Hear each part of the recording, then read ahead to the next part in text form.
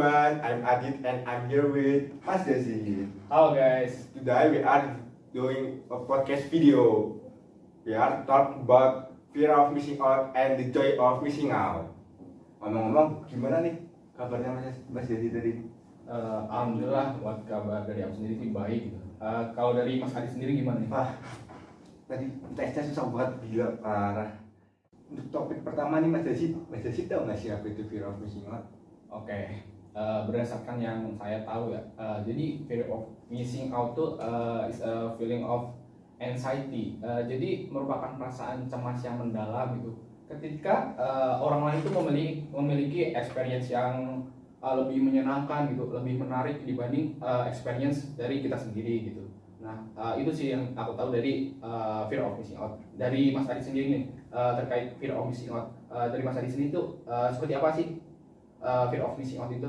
Oh, yang aku tahu fear of missing out itu kayak ngerasa ketinggalan dari orang. Kalau misal orang bisa ngelakuin ini, kita enggak, atau orang dapat nilai-nilai yang bagus, kita jelek, itu kita kayak ngerasa cemas, ngerasa panik kalau kita tuh nggak bisa.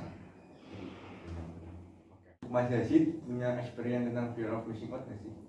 Oke, buat pengalaman aku pribadi pasti punya. Semua orang tuh khususnya ketika orang itu tuh mengajak masa remaja gitu, udah pernah ngerasain yang namanya fear of missing out atau FOMO lah. Dalam kasus aku sendiri tuh contoh simpelnya ketika aku awal-awal pakai TikTok gitu, itu kan sering kali tuh dijadiin sebagai kayak ajang buat flexing, terus kemudian bikin konten-konten a daily of my life gitulah, atau pokoknya sesuatu yang sedang tren untuk saat itu.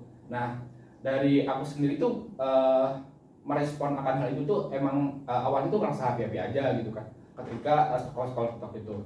Nah, and then ketika aku nemu suatu feedback yang seperti misalnya a daily in my life, tapi a daily in my life yang mana orang ini tuh kayak hidupnya tuh berjalan dengan mulus gitu, istilahnya kayak happy terus gitu, atau pencapaian seseorang selama menginjak kuliah tuh kayak misalnya menang lomba, terus atau yang lain hal gitu, nah, atau liburan ke suatu tempat bareng teman-teman, atau simpel ini deh tren fashion gitu. Nah, sometimes muncul perasaan khawatir, kayak gue bisa nggak sih seperti dia, kok gue kuliah stagnan di sini aja sih, kayak kok nggak ada pencapaian, dan nilai-nilai selama kuliah gue tuh apa ya istilahnya nggak sebagus dia gitu.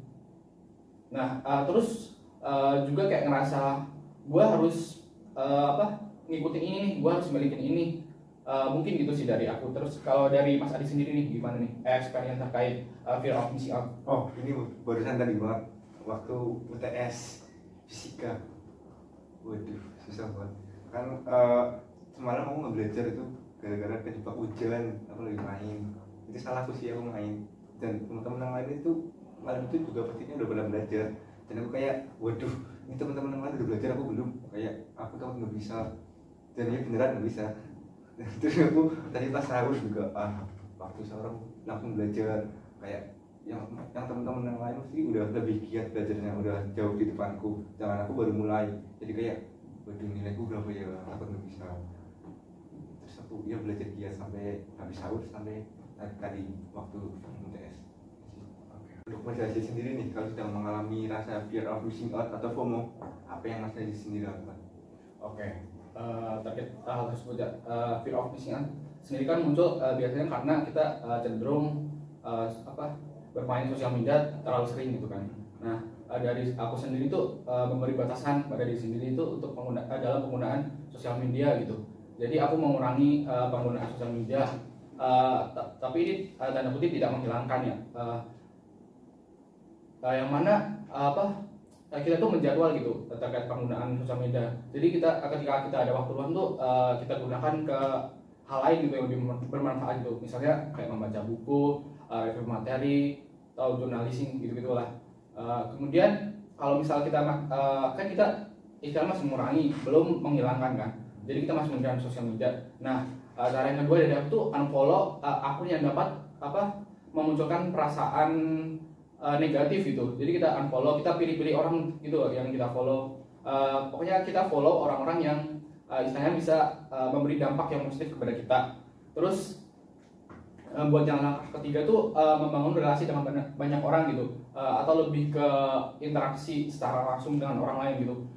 Kita kayak ngobrol-ngobrol random lah ke teman kita gitu, yang mana topik obrolan tersebut tuh tidak juga mencantumkan social commerce gitu, jadi kita tidak membandingkan adu nasib lah istilahnya gitu.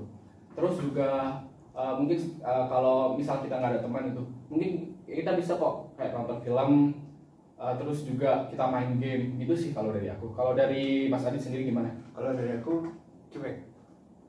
Jadi kayak misal orang-orang kayak di sosmed pamerin ini itu kayak wah cuek, nggak peduli aku sama urusan mereka, bukan aku juga. Terus tapi di belakang itu ya aku juga berusaha kayak gimana biar jauh lebih baik dari mereka gitu. Oke.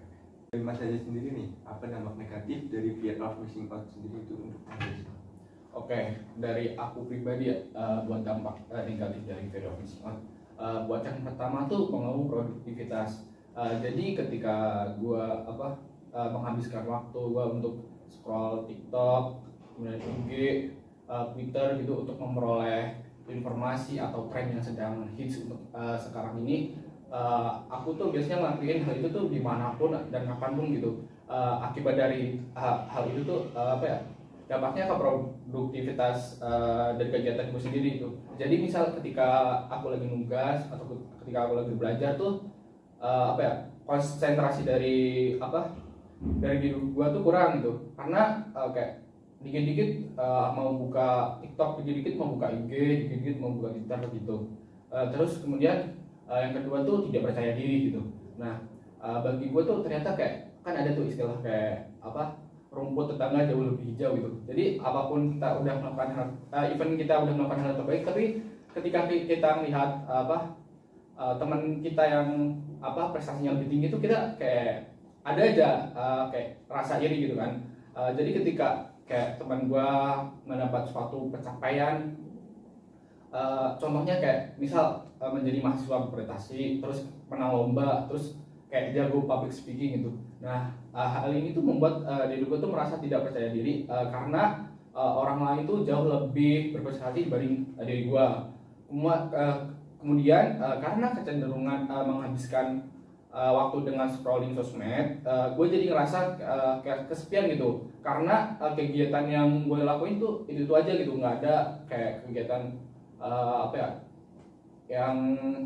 yang asik gitu, kayak misalnya ngobrol sama teman gitu, atau malah lebih parah lagi karena kita sering main sosmed itu, kita malah nggak punya teman. Kayak misalkan kita lagi ngumpul gitu kan, kita kan ada tuh kayak misalnya kita lagi kumpul terus malah nggak saling ngobrol gitu, nggak saling berinteraksi, malah kita main HP masing-masing gitu. Mungkin itu dari aku. Dari Mas Adi sendiri gimana? Kalau aku dampak negatifnya itu kayak misal kita ngeliat teman kita sukses kayak dapat nilai bagus dari kita, awalnya aku tuh ngerasa minder, ngerasa nggak percaya diri, kayak aduh dia bisa, aku enggak, ukurannya apa ya, padahal semalam kita sama-sama belajar tapi nilai kita hasilnya beda. Nah, kalau misal dari kesuksesan, kalau misal dia juara sama-sama ke lomba, dia juara aku enggak, itu juga jadi minder, jadi overthinking, kadang bisa sampai nggak bisa tidur itu sih. Nah, berarti kan tadi banyak banget nih dampak negatif dari fear of missing out itu sendiri. Menurut Mas Yasi sendiri, ada nggak sih lawan dari fear of missing out itu? Ada. Jadi lawan dari fear of missing out itu adalah joy of missing out. Sesuai dengan namanya ya, joy artinya menikmati gitu. Jadi kita tuh lebih menikmati ketidaktahuan gitu akan kegiatan orang lain, terus pengalaman orang lain, terus pencapaian orang lain gitu. Jadi kita lebih fokus terhadap diri sendiri gitu. Jadi kita belajar bersyukur dari apa yang kita miliki sekarang dan fokus terhadap tujuan yang ingin kita capai. Kita tetap boleh kok melakukan social comparison gitu, tetapi dalam konteks yang positif gitu. Misalkan nih, ada teman kita yang jago dalam bahasa Inggris, misal dari segi pronunciation-nya, dari kepercayaan dirinya ngomong bahasa Inggris gitu. Sedangkan kita masih newbie banget gitu. Nah dari situ mungkin muncul kan kita pertanyaan kayak, kok bisa ya dia jago banget gitu ya, gimana sih caranya gitu. Nah dari adanya distraksi tersebut, kemudian muncul adanya dorongan kita untuk bisa menjadi seperti teman kita gitu. Nah, jadi tidak hanya dorongan dari internal aja, internal dalam diri kita aja buat belajar bahasa Inggris itu, tetapi juga ada dorongan dari eksternal yang menuntut kita untuk menjadi lebih baik dalam berbahasa Inggris itu. Nah, ketika dua hal itu disatukan, baik internal maupun eksternal, saya rasa hal itu tuh bisa membuat kita menjadi lebih termotivasi dalam belajar bahasa Inggris itu. Istilahnya kita lebih giat gitu buat belajar bahasa Inggris, jadi kita